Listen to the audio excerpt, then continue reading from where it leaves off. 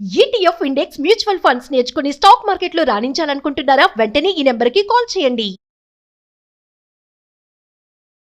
నమస్తే, welcome back to Suman TV. Present మనతో పాటు ఉన్నారు 24 ఇయర్స్ నుంచి అమెరికాలో ఉంటున్నటువంటి ఎంఎన్సీ ఎగ్జిక్యూటివ్ వీరభద్రరావు గారు. సార్తో మాట్లాడదాం. నమస్తే సార్. నమస్కారం.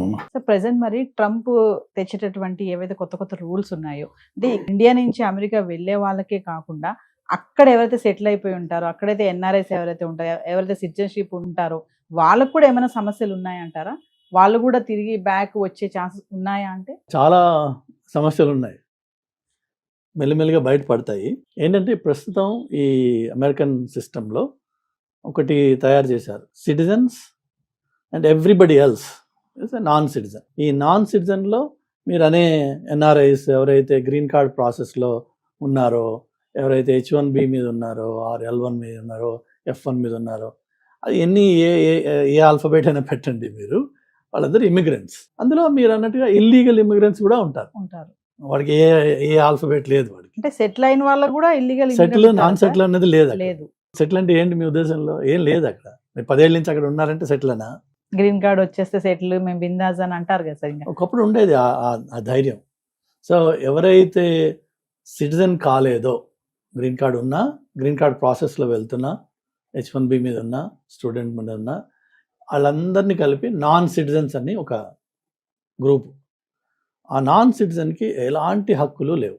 ఏమాత్రం చట్టానికి వ్యతిరేకమైన పని చేసినా, అంటే ఫర్ ఎగ్జాంపుల్ ఇంతకుముందు DUI, డ్రైవింగ్ అండర్ ఇన్ఫ్లుయెన్స్, తాగి నడపడం. ఇంతకుముందు అప్పట్లో ఏదైనా చేసినట్టయితే, లేకపోతే ఎక్కడన్నా క్లబ్బుల్లో కొద్దిగా గొడవ చేయడం కానీ, అందులో మన వాళ్ళకి కొంచెం తాగిన తర్వాత అవుట్ ఆఫ్ కంట్రోల్ అవ్వడం చాలా కామన్ అవుతుంది విషయం.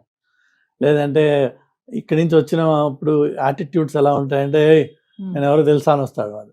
అక్కడ ఇట్ డజంట్ మ్యాటర్, నేను అంతా ఒకటే, అన్నీ చెప్పనించి సీనాన్ని అక్కడ.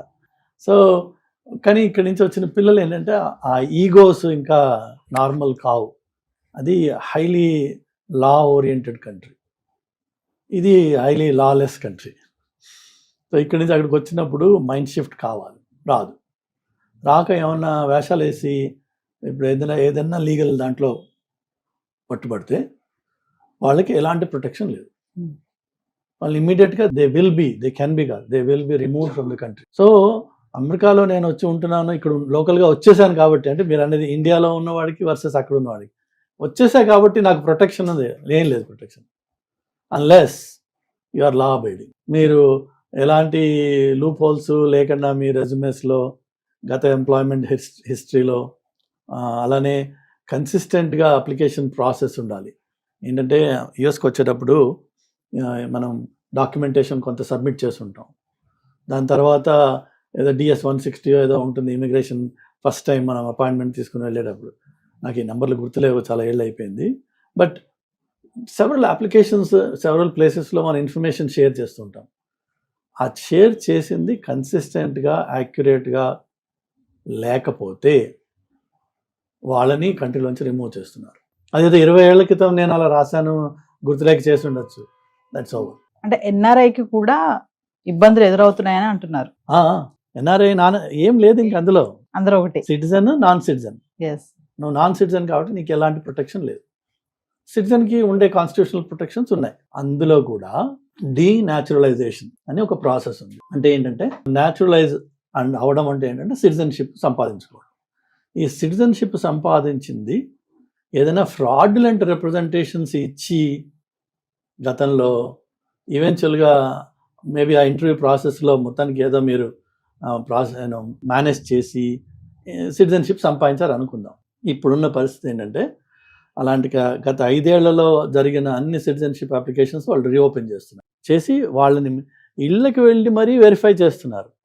ఎక్కడ ఏమాత్రం తేడా వచ్చినా వాళ్ళని డీన్యాచురలైజ్, అంటే వాళ్ళ సిటిజన్షిప్ తీసేసి వాళ్ళని జైల్లో పెట్టి ఆ తర్వాత డిపోర్ట్ చేసి. సో ఎలాంటి అంటే ఈ 55 మిలియన్ పాపులేషన్ ఎవరైతే ఇమిగ్రెంట్స్ అమెరికాలో ఉన్నారో, న్యాచురలైజ్డ్ ఆర్ అదర్వైజ్, ఈ 55 million people are under microscope. ఒక సెపరేట్ ప్రైవేట్ డేటాబేస్ దానికి తయారు చేసి, ఇంతకుముందు ఎన్నడూ కూడా కొన్ని అమెరికన్ డిపార్ట్మెంట్స్ డేటాని వేరే వాళ్ళతో షేర్ చేయరు. లైక్ మాకు IRS ఉంది, ఇంటర్నల్ రెవెన్యూ సర్వీస్, లైక్ ఇక్కడ మనకి taxation department, IRS data is highly secured data. దాన్ని వేరే డిపార్ట్మెంట్స్ తోటి కలపరు అనమాట. ఎందుకంటే మన ట్యాక్సెస్, మన ఇన్కము అన్ని డీటెయిల్స్ అందులో ఉంటాయి. కానీ ఇప్పుడు ఏం చేస్తున్నారంటే రకరకాల మేజర్ డిపార్ట్మెంట్స్ డేటాను అంతా కలిపి సెంట్రలైజ్ చేసి బ్యాంకింగ్ ఎన్వైరన్మెంట్లో దీన్ని కేవైసీ అంటారు, కేవైసీ ఆర్ కస్టమర్ 360. అంటే ఒక కస్టమర్ని పరిపూర్ణంగా మీరు తెలుసుకొని వాళ్ళకి మంచి ఎఫెక్టివ్ సర్వీస్ ఇవ్వడం, అది ఉద్దేశం. అదేవిధంగా ఇప్పుడు వీళ్ళు చేస్తుంది ఏంటంటే ఇమ్మిగ్రేషన్ పరంగా ఈ ఇమ్మిగ్రెంట్ అనే వాడి గురించి 360 డిగ్రీ వ్యూ, ఇన్కమ్, ఇమ్మిగ్రేషన్, లా, అలానే రకరకాల పర్మిట్స్, మనం లైసెన్సెస్ ఏవైతే సంపాదిస్తామో అవి, అందులో ఎక్కడైనా మనం మిస్రిప్రజెంట్ చేసామా, ఇవన్నీ కలిపి ఒక డేటాబేస్ తయారు చేస్తాం. ఎక్కడ ఏ చిన్న తప్పు ఉన్నా దర్ గాన్. సిటిజన్ అయినా కూడా వాడిని డీనాచురలైజ్ చేసి వాళ్ళని దేశం నుంచి తీసేస్తారు. ప్రస్తుతం పరిస్థితి అది.